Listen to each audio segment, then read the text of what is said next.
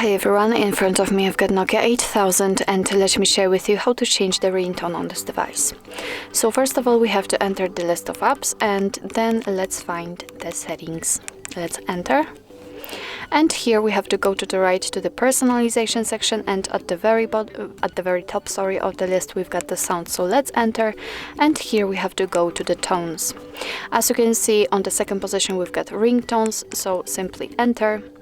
And here we've been transferred to the full list of all available ringtones from which we can choose. And as you can see, if you want to listen how the particular ringtone sound, just go and check. And if you are ready to set a ringtone, just find it, for example this one, and click select. And as you can see, it is notified right here, so it means that from now on your device will use the chosen ringtone to notify you about any incoming call.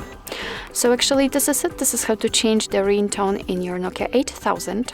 Thank you so much for watching. I hope that this video was helpful, and if it was, please hit the subscribe button and leave the thumbs up.